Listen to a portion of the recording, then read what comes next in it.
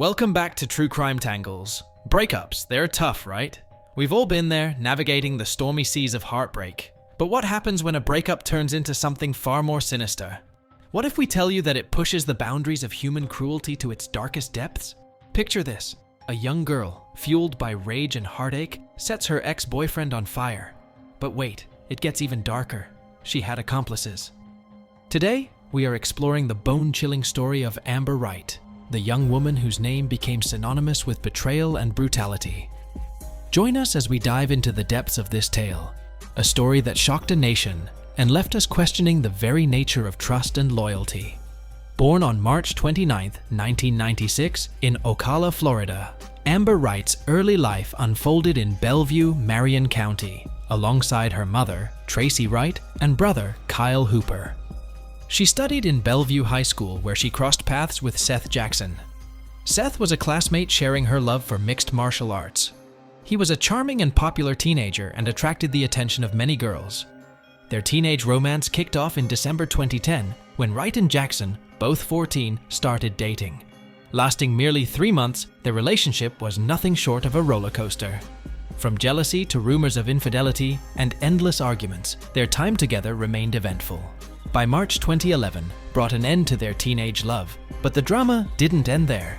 Seath was fuming with anger when he stumbled upon the news of Amber's newfound romance with an 18-year-old boy named Michael Bargo. His emotions boiled over, and he took to Facebook, unleashing a storm of insults and hurtful words, branding Amber with accusations that pierced through the online community.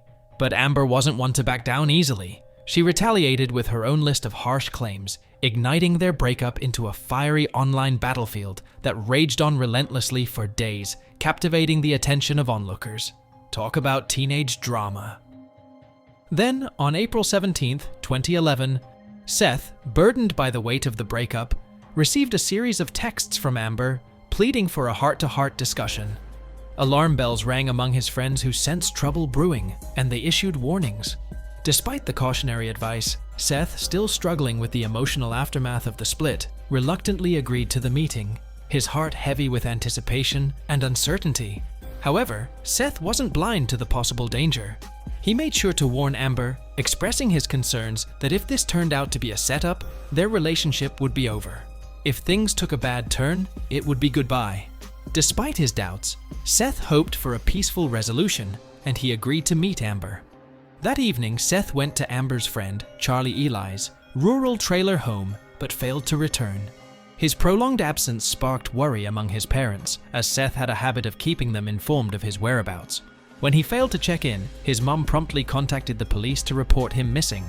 Initially, authorities brushed off Seath's disappearance as a runaway case. However, upon digging into his phone records, they discovered he had arranged to meet Amber before vanishing.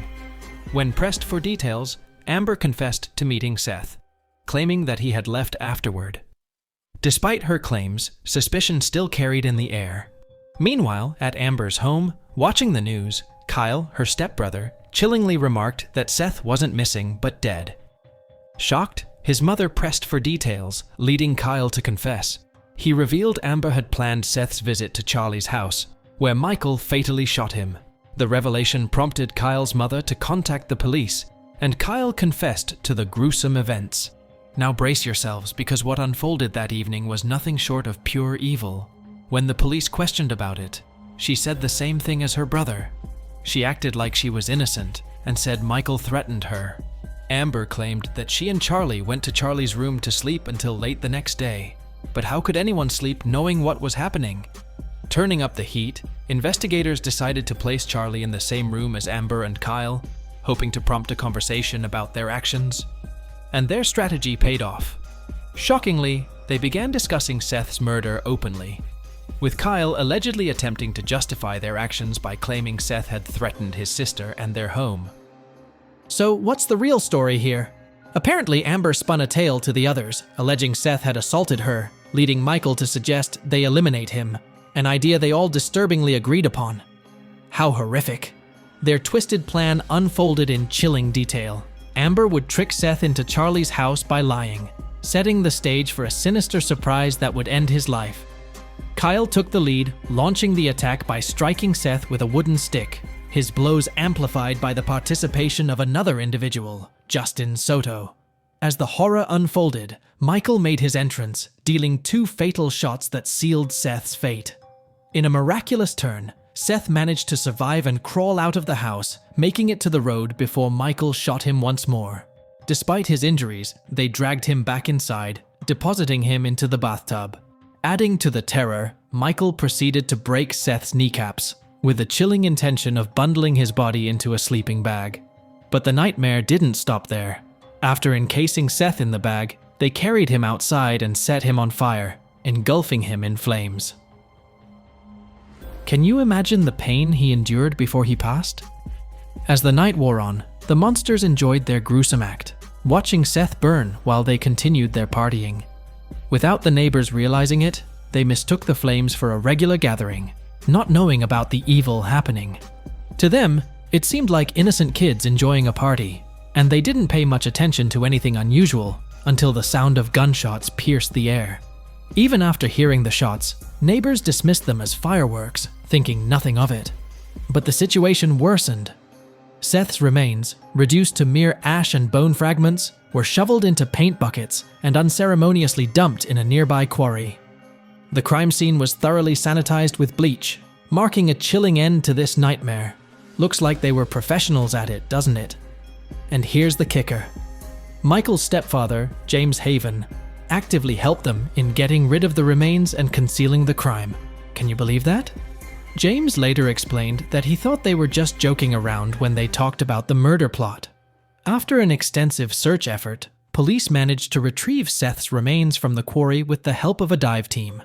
Additionally, further evidence was discovered at the scene of the murder, providing crucial clues for the investigation.